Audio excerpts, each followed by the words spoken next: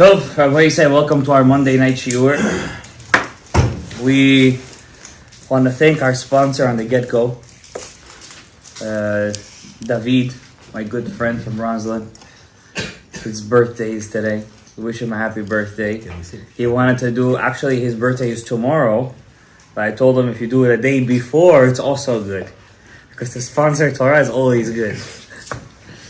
And so Hashem should bless him with a long life. Amen. Bracha v'atzlacha, yishod g'dolo, parnasa v'shefa. Thank you for sponsoring the shiur. We always said, the Gemara says whoever wants to fill his cellar with wine, he has to fill the throats of Talmidei Chachamim with wine. Whoever wants to have a house full of shefa, he has to fill the house of Talmidei Chachamim with shefa. So Hashem should bless you midah keneged midah with a shirut mufleged, bracha v'atzlacha. And also, I want to say thank you to everybody who comes to the shiurim. I don't get to say thank you, but today I will.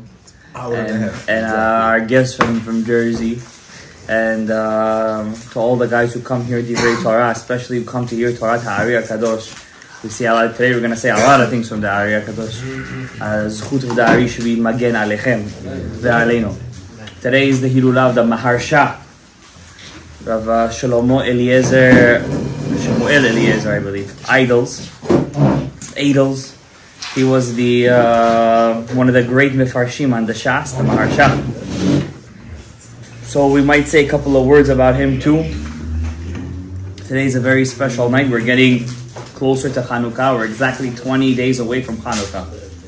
So that means Tishrei, Cheshvan, Kislev. That's almost a third of the year gone already. So you just opened your eyes and you closed it, the third of the year is finished. Now before I'm going to start the shiur, the name of the shiur is, why did God destroy worlds and build them again? Destroy them and build them again. There's a famous Gemara, I believe it's in Masechet Chagiga, that says, HaKadosh Baruch Hu boneh olamot u'machrivan. God created worlds and destroyed them, and He only saw fit to create this world on the broken pieces. On the broken pieces. That's what He did. Okay, it has to do with Shibrat HaKelim. We're going to discuss it in a minute. There's another midrash that says that this world is actually not the original world that it was supposed to be. Rather, we're 974 generations into the actual world. That means Hashem saw, when He created the world, He let the world expand as is. Right, and He saw that if the world would be continued at that point that He made it in the beginning, the generations that would come, the beginning generations, is to be exact 974 generations, will be total Rishaim. So He decided to wipe the slate clean, to finish them off, and to start the world from Adam HaRishon. And what's the proof of that? The Zohar HaKadosh says that before God created Adam, He asked his parents for permission. Did Adam HaRishon have any parents? So Review Daftaya says that was the 974th generation. So those parents came to Hashem's will. We want to have him as our kid. He's supposed to be our kid. Why do we get to lose out? So Hashem said, listen, that's the way it's going to be, the Gzerah B'chokhmato, that he has to start as if I made him myself and not you guys, even though you guys were supposed to be the parents. It's a Zohar like that. Review Daftaya brings it in Minchat Yehuda towards the end. I don't know if it's in the English version. But that's what it says over there towards the end, is Perush on the Zohar HaKadosh.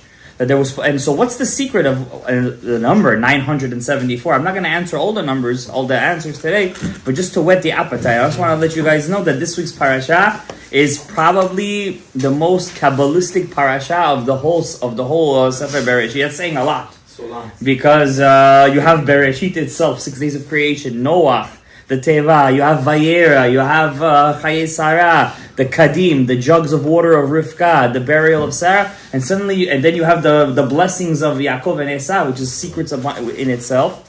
Somebody asked me today, just as a side point, why did Hashem make it in a way that Yaakov stole the blessings? That's what it was. It says over there, Ba'achicha b'mirma, your brother came with trickery. Mirma is trickery. So Unkalu says b'chokhmah. It was not trickery, it was actually with wisdom. You have to be smart to be tricky.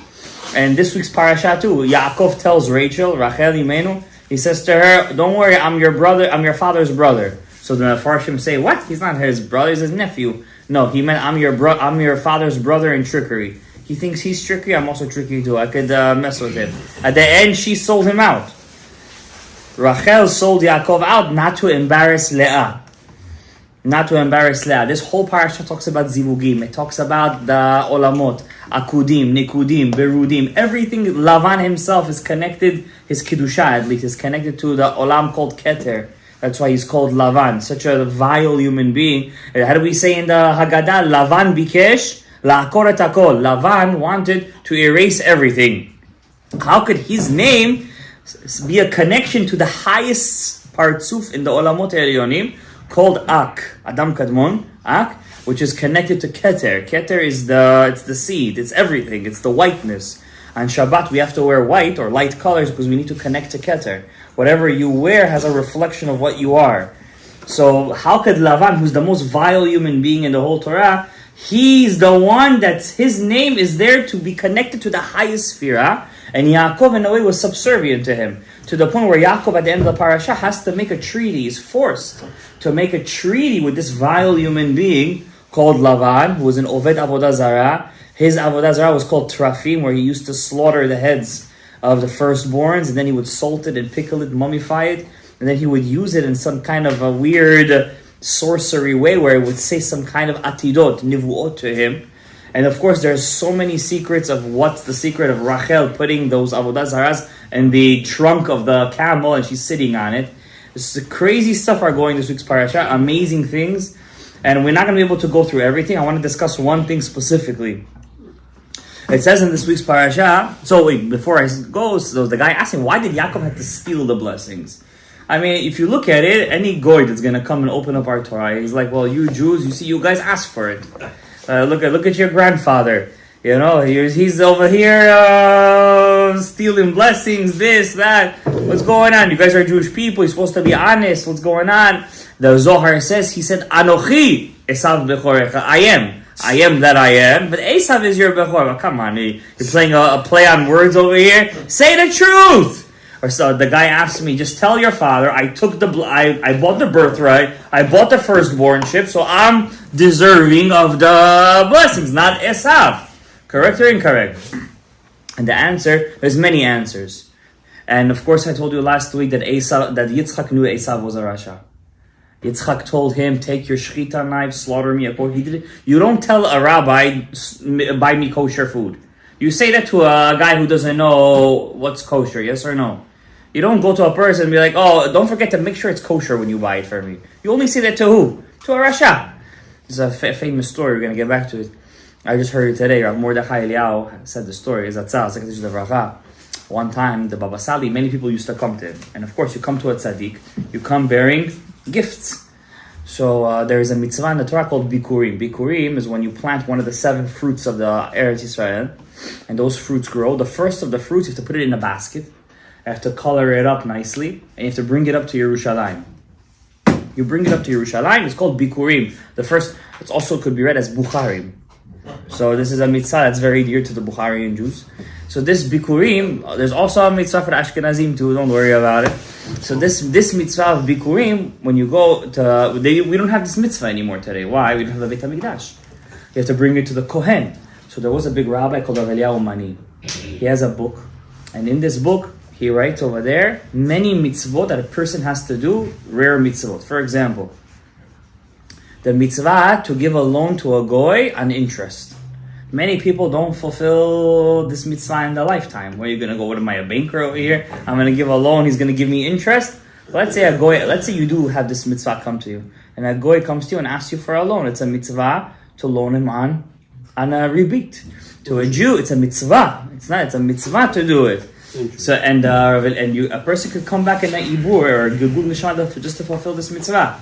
Or for example, the mitzvah that we all fulfilled this year of shmitat ksafim, to give a loan before the shmita. Then after the shmita, you say mishametani, I forgive you. I don't want this money anymore. It's mitzvah. We were zocher to fulfill this mitzvah. Some people gave out loans, they fulfilled the mitzvah of prusbul, right? Shiluach haken. Many people don't do this mitzvah. Just yesterday, somebody in our shiur, he was zocher to do this mitzvah. It's a very big mitzvah to do. It's one of the rare mitzvot. Pidyon Peter Chamor. Everyone over here, Baruch Hashem, was zochet to do this mitzvah. Pidyon Haben, unfortunately, not many people do. But there is a mitzvah. It's called Bikurim. We don't have this mitzvah today, correct or incorrect?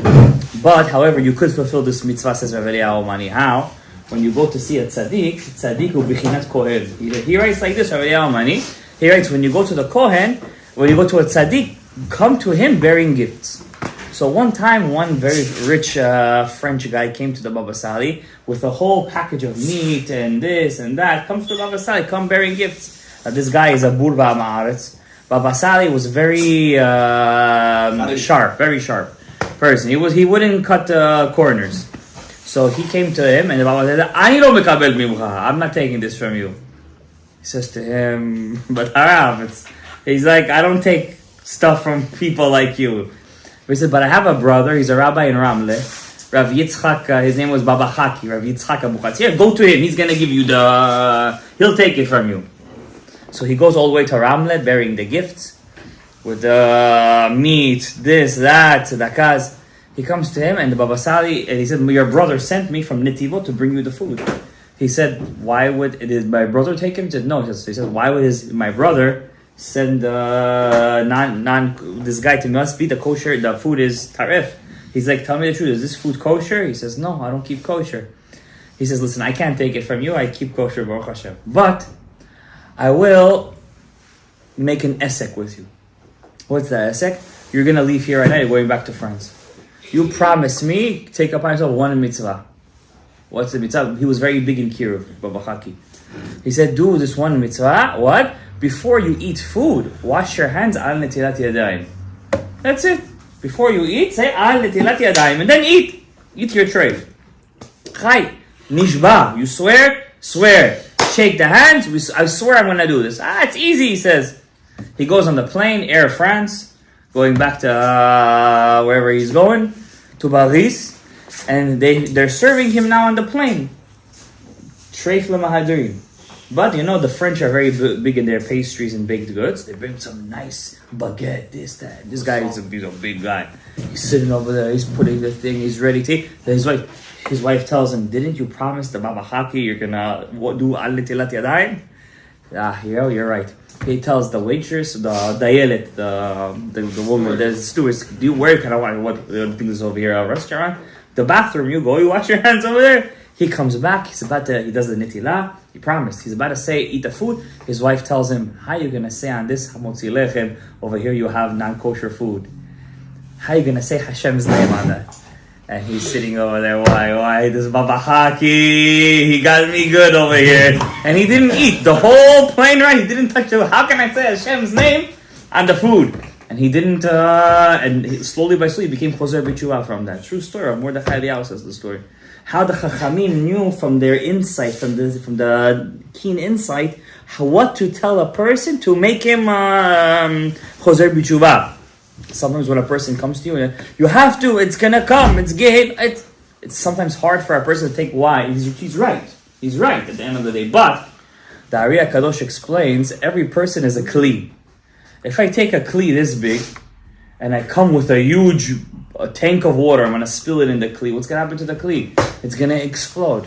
But if I go to the kli, like Rabbi Akiva, drop and drop of water, one by one, at the end you're going to have kos maleh bracha. Kos maleh bracha. But back to what we were originally saying, when you go to a tzaddik, you have to bring to him bikurim. It's a mitzvah. Rav Eliyahu Mani says, whoever does this mitzvah, it's like he fulfilled the mitzvah of bikurim in our generation. Especially if he's a Kohen, he says. Especially if he's a Kohen. So too, what's the secret of the Bikurim? When you bring the Bikurim to the Kohen is Sod Chesed, the right column. He's the column that gives. And then he gives you the bracha back. And then you go home and your Parnasah gets the bracha, Shefa, double and triple. So, Yitzchak asked Esav to bring him the Shefa of the Bikurim. That was the secret of that food that he asked him to bring him. Now what happened was over here, that in the Olamot Elyonim, there's also a system called Yaakov. There is a system of 10 Sfirot that are called Yaakov. It's called Yaakov. And then there is next to it, right next to it, there's a system called Esav. Esav in Shamayim, his Shoresh, he always wants to suck the shefa, the yinika, from the kedusha. He always has to. So what does Hashem do? Hashem causes a zivug in Shamayim, a zivug, a connection. When the klipa, when Esav sees that it's going to be now divrei Torah, what does he do? Right away when he hears Torah, he runs away. And who comes in and takes the bracha? Yaakov. So just the Ari says, just like in Shamayim, Hashem kabutabi tricks the Yetzer Hara to run away, and then the Kedusha comes and snatches the bracha, so too the same thing had to happen down here. So and what's that secret? On Rosh Hashanah. So basically Rivka set the whole thing up, the way it is in Shamayim. That's what happens on Rosh Hashanah too. We blow the shofar, the Satan hears the shofar, he doesn't like it. He goes away, and right away the Kedusha comes and he snatches the brachot. Whatever goes on in Shamayim has to happen down here too.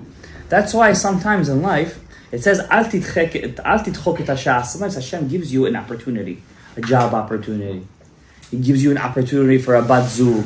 Somebody comes to you and says, listen, I have a girl for you. And inside you're like, no, this, that. Al titchok et hashah. Because in Shamayim, you have to go through a certain amount of tribulations until you meet your bat zug. If you keep on being dochek et hashah, no, I don't want, you're still going to go through those yisurim. The more you push it away, the more you're pushing your real zivug away. You understand? It's called being dochek et hashah. Somebody comes, offers you a job. No, I don't want, I'm too lazy, But what's a job? It's a pipe, and there's shefa coming down from it. And you're saying to Hashem, no, it's okay, lock it, I don't need it. So what happens? You're dochek et hashah. Somebody, or for example, somebody's coming to you and says, let me teach you something. I want to teach you something, some secrets of the Torah. I want to open up your mind to something more kadosh. It's like, it's not for me. I'm about to be 40 years old. I have to be married with great grandkids. Then I can learn the secrets of the Torah. What do you use that called? That's what happened with Yaakov and Rivka. Yaakov told Rivka, why should I go in? If I don't need to get the bracha, then it's not my time. She said to him, Kaleh. You're 63 years old, for the love of God. All day in your yeshiva. You don't want to go to work. You don't want to get married. Al titchok et hasha'ah. I like kililatcha. Your curse is on me. She said, and Ruach HaKodesh, I know that you're not going to get cursed. I know. You're going to get a bracha at the end. You do your ishtadus, you're going to get a bracha. What did she do? She put on him the beautiful clothes of Adam HaRishon. Because Yaakov Avinu, by the way, he looked exactly like Adam. They had the same kind of genetic features. And then on his hands, she put the hands of Esav, the seirot, the goat skin, the sharp skin. Why? To show to Yitzchak that Yaakov turned the garments of skin to garments of light. And when he came in, he smelled the Gan Eden. So everything that was going on in that story was a replica of what goes on in Shamayim. And the same thing happens to us down here. When a person comes to get the shefa, if you're not going to get that shefa, somebody else is going to snatch it. Because it doesn't go to waste, the shefa. There's no kind of thing as shefa going to waste. Only in one situation, we all know that Avera that's coming up for Shovavim. There's only one instance where shefa goes to the garbage. And I don't want to say the word. You guys all know what it is. That's why we fast during Shovavim, to get those nitzotzot back. And that's what's going to happen in 2 weeks in the parasha in Vayeshev, with that thing that happened to Yosef HaTzadik. Somebody asked me, why is Chas v'Shalom, the Torah telling me stories? Baba Mai says that 10 drops spurted from his. First of all, the Torah doesn't say that. It's a midrash. It's learned from the bracha that Yaakov gave to Yosef. There was no things coming out. Rabbi Yehuda Ftaya says, of course, it came out of the brit. But what came out of his hands? The things, the hevel. Because how does the tipa come down? It comes from the da'at. When it comes down from the da'at, it makes its way through the whole goof, and then it comes out of the yesod. What happened to Yosef before it went out of his yesod? It first made a pit stop by the fingers, and a little chamimut, the heat of the zerak, the heat only, not the actual liquid, but the heat of the action came out of his fingers, and those heat is what we call the 10 martyrs. Asara Haruge Malchut, Rabbi Akiva, Rabbi Hanania ben Tradion, Rabbi Yishveva Sofer, Rabbi Chutzpita Meturgaman, Rabban Shimon ben Gamliel. You guys know the 10 martyrs we all say every morning. El Nekamot Hashem, It's one thing you could never skip in your tefillah. Remember that, says the Ari. You skip that, it's like you didn't daven that day, chas v'shalom. The tefillah doesn't go up. You have to wait for somebody to pick up your tefillah. Anyways, but we see in the Torah, everything that comes down, Kiddusha, you look at the book of Bereshit, has to come through some kind of destruction. Everything. Noah had to build the world through destruction. He cursed Ham and Canaan through, it was a destructive thing. Adam HaRishon only gave birth to his kids through eating from the Etz Hadat. Avraham was born through the act of Nidah.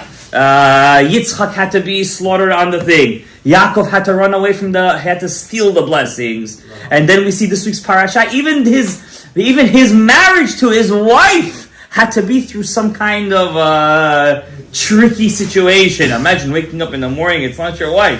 You got the other sister over there. What's going on over here? You could have said mekach ta'ut. You could have said. Yaakov could have said it's mekach ta'ut. This is not what I signed up for over here. Give me my real wife back. He could have said that it's halakha. But you think Lavan listens to halakha? Lavan said what they say, the old timers. You have to have some shame, there's a saying in Bukharian like that, right? You have to have, you're going to be ashamed in the community over here. How could you he played his own card against them. How could you embarrass the older sister by taking the younger sister? Aren't you a Jew? Aren't you a Yid? How are you going to embarrass her? He played his own game on him. He got stuck over there for another 7 years. Mazeh. What's going on? And Yaakov Avinu, he didn't die in Eretz Yisrael because he married 2 sisters, says the Ari HaKadosh.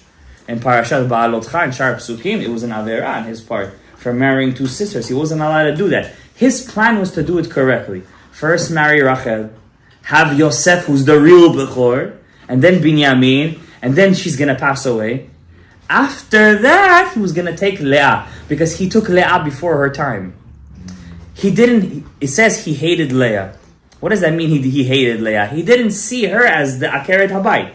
She was the second wife. She was the first, but really the second one. You understand? And when he married her, it says over there she was Snu'ah. Snu'ah means like hated. Not Hashem that he hated her, he's a tzaddik. But he didn't show that affection that he showed to Rachel. Now even if you don't show affection, if you're nice to the second, the fact that you didn't show the affection to the other one, of course she's going to feel out of place. Rachel did all that she can to make her feel good, her younger sister. That's why when she came to ask her for the Dudaim, she said, didn't you steal my husband? Who are you to say that? She gave you the Simanim. But Rachel was such a tzaddik that she uplifted her sister. There is an very interesting point in the parasha. We see, you guys get the point here, what's going on in all these parashiot. Even Yosef HaTzadik getting to the place of the viceroy, it was through the worst Avera in the Torah. The selling of Yosef is the worst Avera, maybe rivaled by the Egel. That's it. These 2 are the worst Averot in the whole Torah. Even worse than the eating of the Etz Hadat by Adam HaRishon. Mechirat Yosef, we're still paying for it till today. The Egel HaZahav, we're still paying for it for today. Anyways, so we see over here that she said, and now Yaakov is getting rich. He's getting very rich. But through suffering. Don't think he was sitting over there, every sheep was over there. You know what it is to raise sheep? You ever been to a barn, to a farm? Just as a trip. It doesn't smell good. You have animals all around you. You think that's a good job to be mefarnes yourself? When Lavan runs after him, Yaakov says to Lavan, in the morning I was burning by the sun. In the night I was freezing. I never left your flock alone. He said to him, if it wasn't my God that was by me, you would have left me a destitute, penniless, homeless man. And know what Lavan tells him with all his gava? I made you. Because that's what a Rasha does. He doesn't see Hashem. He says, I made you. I did this to you. I do. Now you owe me.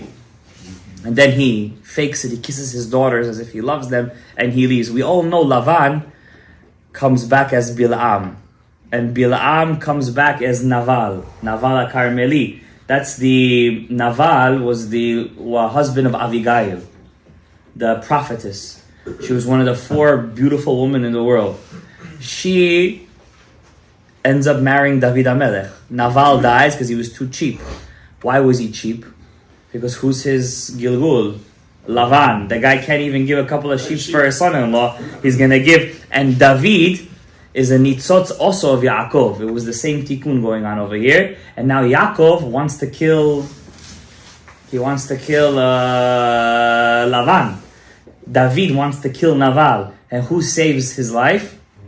His wife, Abigail. Who is that over here? Leah.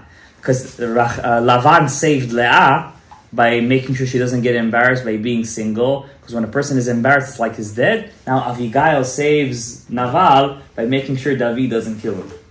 And all the circle comes together. But don't think Naval died and he was headed to what? Name's spelled backwards. Yeah, Lavan and Naval, same name, exactly. That's same person. And now he's Jewish. That's the secret. Well, how did he get Jewish? Bil'am, he was the worst goy in the world, but he was killed by a tzaddik. The fact that he was killed by Pinchas was itself a tikkun for him. And now, that's why Bil'am said, may I die a death of the righteous. And by doing that, he blessed himself to be killed by Pinchas. And then he comes back as a Jew, as Naval, a very rich one too. And then Naval comes back as who? A king of Israel. Asa, the king of Israel. Wow. Asa HaMelech, who was a tzaddik yesod olam. But he had one problem. He didn't trust the Chachamim. Why? I did it for you. I made you. And then Asa comes back as who? Mashiach himself. Zerubbabel, Nehemiah. Nehemiah was Mishorish Lavan. Could you believe such a thing? Who did he come? Who was the Shoresh of Lavan? Who was inside of him? Nehemiah at Yershasa, who was Zerubbabel, who built the second temple, is Lavan. And the Shoresh keeps on going until you know where it gets. Who wrote the Gemara? Ravina and Rav Ashi. Ravina is Lavan. Is Mishorish Lavan. And who else? The Alshich. There were three big rabbis in Sfat. The Alshich, he was the Darshan. There was the Posek. Who's the Posek? The Rav Yosef Karo. And then there was the Mikubal, the Ari. And before him the Ramak. The Alshich was Lavan. Mishorish Lavan. We're talking about a huge Shorish Neshama over here. It's not for nothing he had a huge story in the Torah. Because this guy was a very big Neshama. But what do we see interesting in all their names? They all have two letters in their name. All of them. Bet Lamed. Naval, Lavan, Bil'am, Zerubbabel. They all have this Bet Lamed, because they're fixing the Bet Lamed of Hevel. Because they are from the source soul of Hevel. But from the Har side of it, the Bet Lamed. And who fixed the Hay of Hevel? Moshe. That's why Moshe's arch nemesis is who? Bil'am. So it's really the same fight that's going on over and over. Lavan versus Yaakov. Moshe versus Bil'am. Cain versus Hevel. It's all the same fight that's coming over and over. And also Shaul versus David. It's all the same fight. That's why the Chidush I had today, why does the Torah say, the Gemara says, the world, Mashiach will only come, which means the fruition of the world, when there's going to be Ahavat Chinam. No more Sinat Chinam, only Ahavat Chinam. But the Gemara also brings other reasons why the Beit HaMikdash was destroyed. For example, they didn't do Lifnim Mishurat Hadin. They would paskin the halacha as is. They wouldn't do it in a merciful way. You know what I mean? Whatever the black and white halacha was, sometimes you have to give in a bit, even if you're right. Correct or incorrect? So how come we don't say until we're going to do Lifnim Mishurat Hadin, then Mashiach is going to come, then the Galut is going to finish? We say it has to be Ahavat Chinam. Why Ahavat Chinam? Because the whole fight in this world is a fight between two brothers. Two halves of the same coin. Until we don't realize that we're the same person, we're the same, then you can't have Geula. Because what's Geula? I take away the masach. I take away the illusion that we're different. Because it's the space between us is an illusion. Even science tells us that, right? Between us, there is space. There's no space, really. There's atoms between us.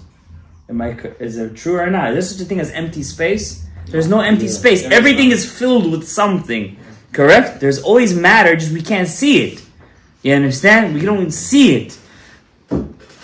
If we don't take away that illusion of sin'ah, then we could never have Geula. Not because it won't come, because it's impossible to come. Because we're missing the whole point. So when Cain will learn to love Hevel, and Korach will learn to love Moshe, and Shaul will learn to love David, and I'm not talking about them, I'm talking about us. In this room, there are people from the soul of David. from the soul of Shaul, from the soul of Lavan, from the soul of Eliezer. There's everybody in this room. It's because we have a certain nitzos from those shorashim that still need to be finished.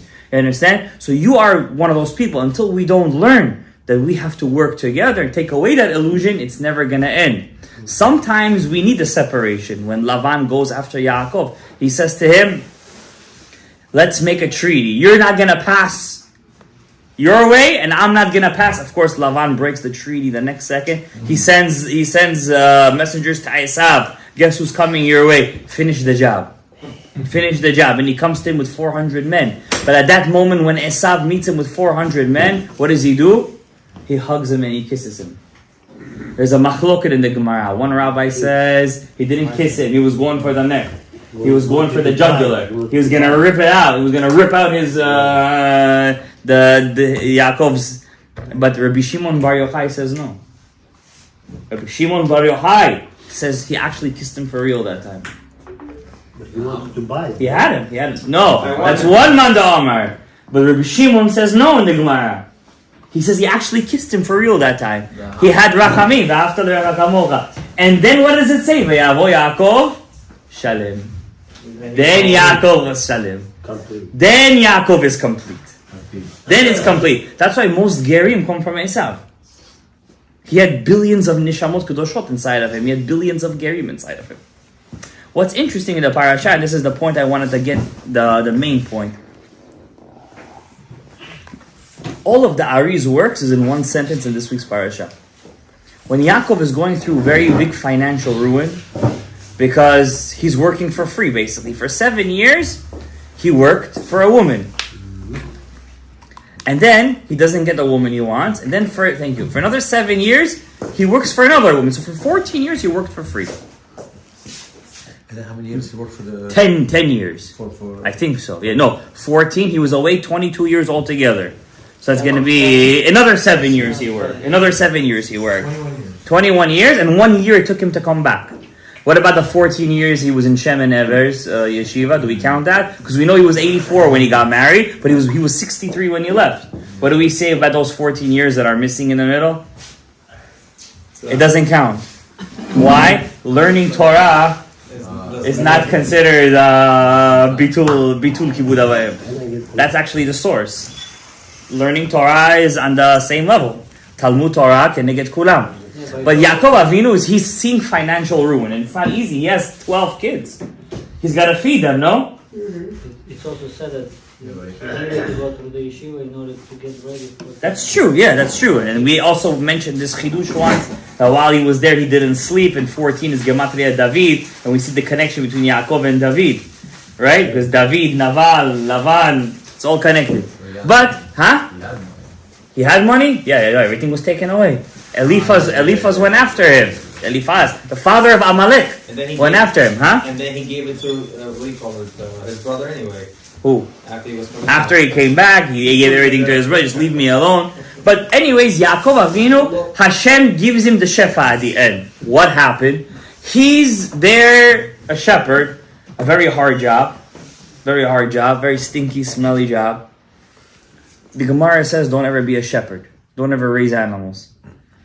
Yes, it says, don't be megadel be'ema daka. It's not a pleasant thing to do. So he's over there shepherding, and Lavan changes his scheme 1,000 times. 1,000 times. One day he tells him, all the speckled sheep. Now, I want to ask you, most sheep, are they speckled? They're either black, white, even black you barely have any. 1,000 times. He tells him, no, it's only going to be brown specks are yours. Then black specks are yours. Then black and white. He changed 1,000 times, and every time he changes it, he gets it. And he grows and grows and grows. In 7 years, he rivals his own father-in-law's wealth. He rivals his wealth. And Lavan tells Yaakov, Nichashti. I made sorcery. I predicting. V'yivarcheni Hashem. Suddenly he knows how to say Hashem's name. V'yivarcheni Hashem biglalecha. God bless me because of you. You're my good luck charm. I can't let you leave. You need to stay over here. We see one other time Yaakov blesses a nation too in Mitzrayim. He comes to Mitzrayim, the whole Nile gets blessed because of Yaakov. And Yaakov Avinu is very hurt. He's alone. He's away from his father. The Torah says that his mother passes away in this week's parasha, but he wasn't there to bury her. And it was a shame for Yaakov. It was a shame for him that he wasn't there to bury his mother. And he felt very ruined because of that. And the Torah hints it. It says that his mother's maidservant died, Devorah. Why does it say Devorah died? Because it was really Rivka. But the Torah doesn't want to Chas Shalom put Yaakov down, Yaakov Avinu, and say that he wasn't there and let Esav bury her. It's Rashi. Yaakov is there and he sees in the dream Hashem comes to him. Which Hashem? There's only one Hashem. But sometimes Hashem sends his angels. Yaakov is in Chutz La'aretz. The angel comes to him. Which angel? In the neder. The neder that he made in Bet El. The swear that he made. Hashem, if you bring me back, I'm going to give ma'aser. Anything you give me, I'm going to give ma'aser. He doesn't. He didn't give all the ma'aser, right? And that was a problem that he did that in his level, of course. And he says, I'm that thing. It's time for you to pay up. You're a neder. It's time for you to pay up. It's time for you to go home. So he gets ready. In the dream, Hashem shows him three kinds of sheep. Akudim, Nikudim, Uberudim. He sees Hashem shows him three kinds of sheep. Goats and sheep, checkered, speckled, spotted, Akudim, Nikudim, Uberudim. Different kinds of sheep. And he says, I see everything Lavan is doing to you. And he shows him these three sheep. Now, if you see sheep in your dream, I don't think it means anything. Maybe it does. But in his dream, it did mean something. The Ari says, the whole pasuk over here is the whole Etz HaChaim. It's all the Kabbalah, all the Sod, all the Kabbalah, all the Torah Hachen is in this pasuk. I see everything Lavan is doing to you. Lavan over here doesn't mean Lavan is father-in-law. Lavan over here is the keter of all the keters. And who is that? Ak. I see everything Lavan is doing to you. So the first 10 sfirot, the original, is called Ak. It's what we call the keter of all keters. It's such a high level, we don't even speak about it. I see everything that Ak is doing to you, Yaakov. And what is that? Akudim, Nikudim, and Berudim. What is that? The Ari HaKadosh says when Hashem created the world, He first broke worlds and then He created worlds out of that. That means when Hashem first created the world, it had to be done b'madrega, in levels. You can't win the lottery right away. You can't get that dream house right away. You have to go through the tribulations of the biniyah. You have to go through the process. Why does Hashem do that? We're finite beings. If we get an infinite amount of pleasure at one shot, what happens to you? Overdose. The neshama comes out. So Hashem has to do b'madrega. And a big process of that is Yisurim. What's Yisurim? Yisurim is there to strengthen your muscles. Why? So that when you're going to get that package from Hashem, you're going to be ready to hold it. But if you're not going to be ready to hold it, it's going to be a shbira. That's why the Ari says, how do you know that your bat zug is your true bat zug? If right before the wedding, the marriage, there was a lot of chaos till it had. It was turbulence. The flight was... But if everything is going smoothly in life, you have to be besuffic, something isn't so right over here. Right? Why? The Ari HaKadosh says that the Yetzer Hara, that it says over there, Hashem makes zivugim. We see this week's parasha, right? Hashem makes zivugim. When Hashem makes the zivugim, it's not hard to get the person married. It's hard to keep them married. That's the hard part. To get married, everybody's happy. Look at the weddings. People are willing to spend $500 on a wedding today to sit down and, it's a seat is a seat. Yeah, we used to come to a wedding, we used to have a bite, l'chaim, one dance, now we're going to stay and get our money's worth, Now we're staying till the end. And we're going to get invited to the Sheva Brachot. So you have to be ready to get the shefa. Now what happens? Sometimes the shefa doesn't, when you get the shefa, it doesn't work. you get broken again and again and again. Hashem was showing Yaakov that when he created the world, before you're going to get rich, Yaakov, before you're going to go see Esav, you have to be ready. To be ready, you have to go through what Lavan is doing to you. The first world that God created, where we saw Hashem's vessel, was called Akudim. Akudim in Hebrew, in regular Hebrew, it means to tie. Could anybody here, let's do Jewish trivia, we haven't done that in a while. In which parasha do we see the word Akudim? Akedat Yitzchak. So the binding of Yitzchak was the first step into preparing Klal Yisrael to be a nation. First it needed Olam HaAkudim. But the problem was Yitzchak is only one man. He's only one man. Why do we need to bind Yitzchak? Because out of him comes Esav. And Esav is Gevurah. What's Gevurah? Gevurah is beauty. Gevurah is richness. Gevurah is fire. Gevurah is beauty. It's beautiful. But if you don't know how to have tzniut, what happens to that Gevurah? It dies out. It's destruction. If you don't know how to hold it in, how to tie it, what happens? It goes to waste, chas v'shalom. So who ties up Yitzchak? Who's the Akudim here? Who's the one that's tying him? Avraham. Avraham is Ish HaChesed. So who comes to bind Yitzchak? Avraham comes. And Yitzchak opens up his neck to say, yes, I'm ready to get that sweetening of the judgment. After Akedat Yitzchak, we have Olam HaNikudim. Olam HaNikudim is Esav. At the end of next week's parasha, we're going to read about the 7 kings of Esav. Before there was a king to Israel, there were 7 kings from Esav.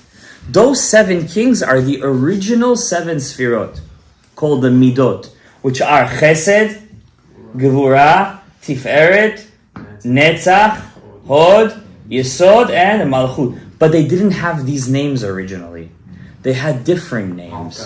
What were they called? For example, Chesed was called Yovav. Yovav.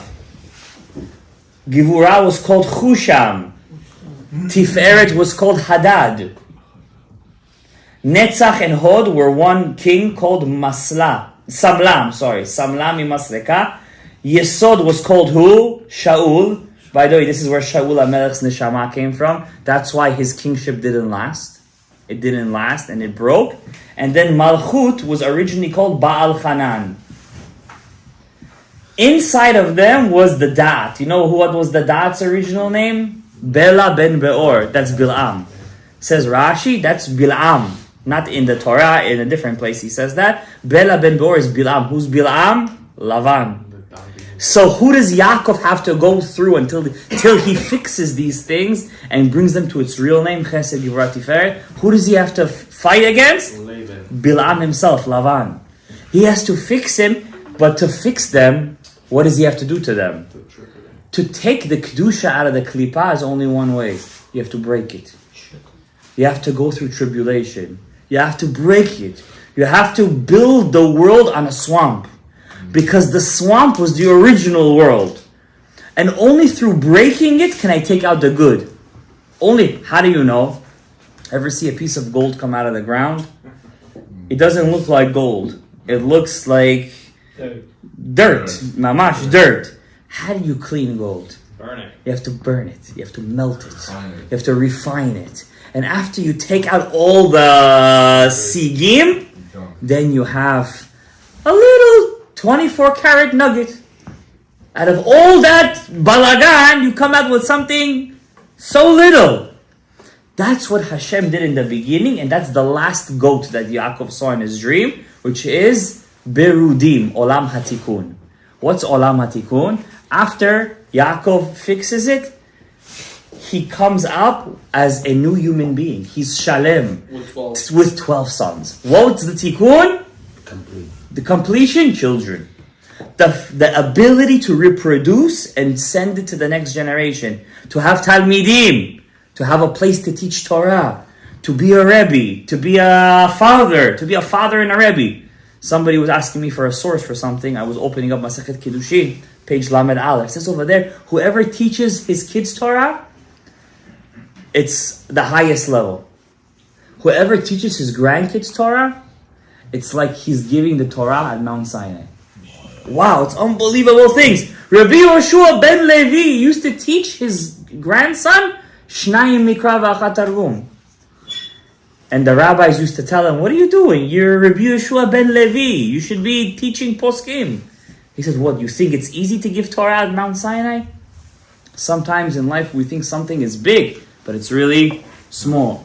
And something is small, it's really very big.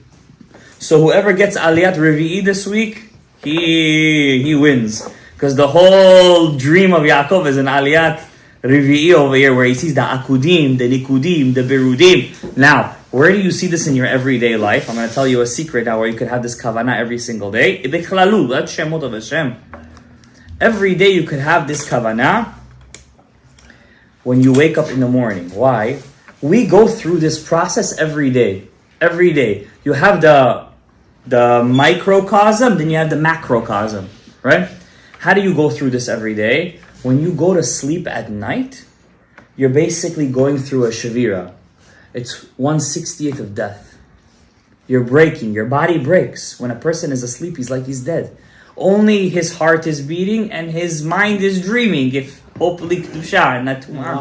You understand? When a person is sleeping, he's going through a shavira. When you wake up, when are you supposed to wake up? What's the first seif in the Shulchan Aruch? You have to wake up the morning. Yidgaber ka'ari le'orer et hashachar. To wake up the morning. And what do we do first thing in the morning? Netilah, talit, and tefillin. That tefillin is the last world of tikkun. When you wear your tefillin, what is your tefillin basically? When your neshama comes inside, the or is so strong that the Ari says that it breaks out of your metzach, your forehead. And when it breaks out, it turns into tefillin. And by doing that, you're fixing the last day, by the way. Because at midnight, the Shechina goes down into the klipa to take out that pieces of gold, to take them out. When the job will be done, then Mashiach will come. And Hashem gives us this job so we could join Him in the creation. And that's going to be your reward. That's your credit. That's your credit. That's your credit. That's your credit. The job will be done with or without you. But do you want to get that credit over there in the future to stand with all the Tanaim, Amoraim, Tzadikim, and be like, I was a partner in the creation of the world. And when you do that, and if you do that, your Gan Eden is immeasurable. Your Sachar is immeasurable. And especially if you do it, L'Shem, Yichud, Kudsha, Berichu, Ushchinte. May Hashem bless us all with Kol HaBrachot, Baruch Adonai Le'olam, Amen, Amen. Rabbi Hananiah, Ben Akashia Omer.